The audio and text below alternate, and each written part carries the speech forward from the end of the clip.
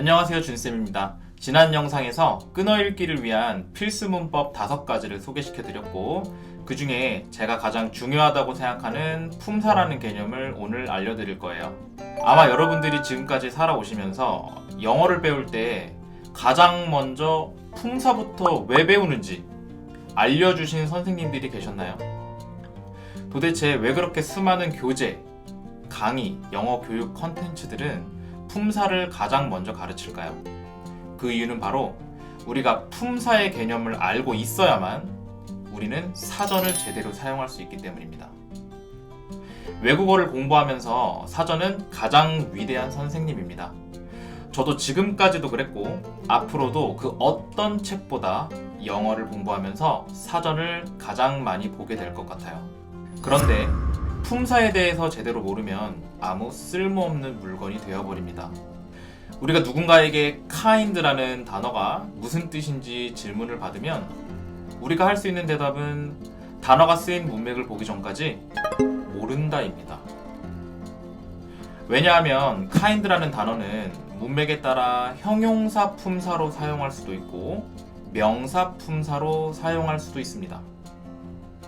형용사일 경우에는 친절한, 다정한 이란 뜻을 나타내고 명사일 경우에는 종류라는 뜻을 나타냅니다. light라는 단어는 명사로 사용될 경우 빛, 불을 나타내고 형용사로 사용될 경우 밝은, 가벼운, 색깔 등이 연한, 옅은 이런 뜻을 나타냅니다. import라는 단어는 명사로는 수입, 동사로는 수입하다의 뜻을 나타냅니다. 여러분에게 친숙한 book이라는 단어는 명사일 경우에는 책이고 동사로 사용되면 예약하다라는 뜻을 나타냅니다.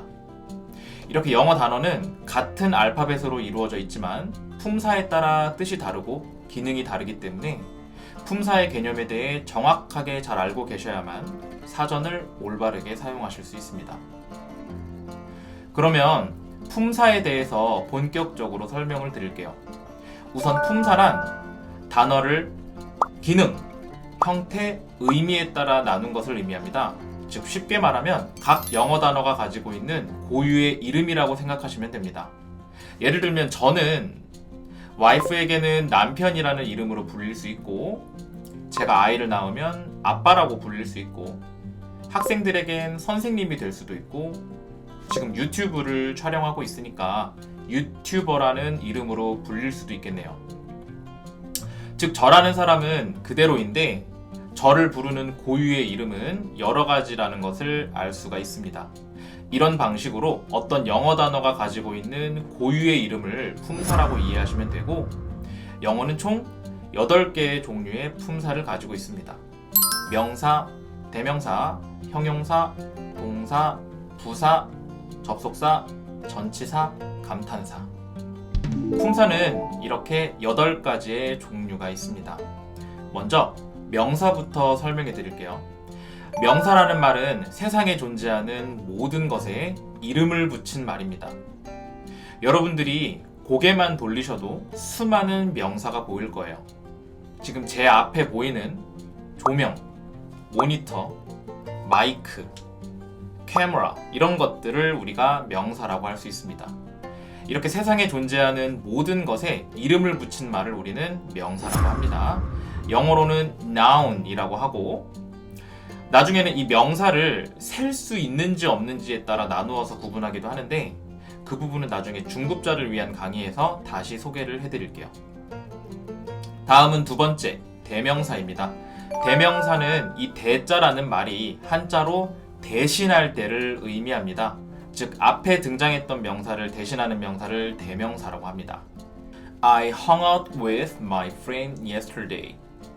He bought me a watch for my birthday present. 여기서 he가 바로 앞에 나왔던 my friend를 대신받은 대명사입니다. I bought a book. It is very interesting. 이 예문에서 it은 앞에 나온 a book을 대신받은 대명사입니다. 이렇게 대명사는 남성은 he, 여성은 she, 사물은 it으로 받습니다. 각 대명사들은 문장의 어떤 위치에 놓이는지에 따라 주격, 목적격, 소유격 등의 다양한 역할들에 대해서 꼼꼼하게 공부를 하셔야 하는데 오늘 품사 파트에서는 이 모든 부분을 디테일하게 전부 다룰 수가 없으니 제가 제 블로그에 대명사들을 표로 깔끔하게 정리해서 올려드리고 연습 문제도 직접 풀어보실 수 있도록 무료로 자료를 제공해 드릴 테니까 많은 방문과 이용 부탁드리겠습니다. 세 번째는 형용사입니다. 형용사는 두 가지 역할을 합니다. 첫 번째는 명사를 꾸며주는, 즉 명사를 수식하는 역할을 하고 두 번째는 보어로 사용을 합니다. 보어는 나중에 문장의 구성 요소 편에서 자세하게 다룰 예정인데요. 지금은 초급 단계이므로 조금 간단하게 설명해 드리겠습니다. 우선 명사를 꾸며주는 형용사는 명사의 앞뒤에서 명사를 한정, 즉 제한해 줍니다. 예를 들어 세상에 존재하는 자동차들 중에 an expensive car 이라고 하면 비싼 차로 그 의미를 한정하게 되는 것이고 a red car 이라고 하면 존재하는 모든 자동차 중에 색깔이 붉은 한 자동차로 의미가 한정되고 좁혀집니다. an old car 이라고 하면 낡은 자동차로 의미를 제한하는 것이죠. 이때 expensive, red, old와 같은 명사를 꾸며주는 단어들을 형용사라고 하며 보통 한국말에 니은으로 해석이 됩니다. 형용사가 길어지게 되면 The box full of toys is mine 에서처럼 The box라는 명사 뒤에서 수식을 할 수도 있습니다. 다음, 보어로 사용한다고 말씀을 드렸는데요. 보어는 보충해주는 말이란 뜻인데 주어를 보충할 경우에는 주격보어, 목적어를 보충할 경우에는 목적격 보어라고 합니다. 예를 들어 She's smart 라고 하면 그녀는 똑똑한 상태이다 라는 뜻이고 smart는 즉 주어의 상태를 보충 설명하고 있으므로 이렇게 주어의 신분이나 상태를 설명하고 서술하고 나타내는 보어를 주격 보어라고 합니다. She made me smart 에서는 그녀가 나를 똑똑한 상태로 만들었다 라는 뜻이므로 smart는 결국 목적어인 나, 즉 me의 상태를 보충 설명하므로 이럴 때 smart를 목적격 보어라고 이야기합니다. 이 보어로 사용되는 형용사에 관한 부분은 제가 문장의 구성 요소 편에서 더욱 자세하게 다루도록 하겠습니다. 네 번째는 동사입니다. 동사는 주어의 동작이나 상태를 나타내는 말입니다. 보통 우리말에 뭐뭐 하다로 번역이 됩니다. She writes novels. 이 문장에서 쓰인 writes는 뭐뭇을 쓰다라는 동사 뜻으로 사용되고 있고 현재의 상태와 습관 반복적인 동작을 나타내는 현재 시제로 사용되었습니다. She played the guitar 에서 쓰인 played는 뭐뭇을 연주했다라는 과거 시제의 동사로 사용되었습니다. I will buy a new computer 에서처럼 동사 앞에 will을 붙여서 뭐뭇을 구매할 것이다 라는 미래 시제로 사용할 수도 있습니다.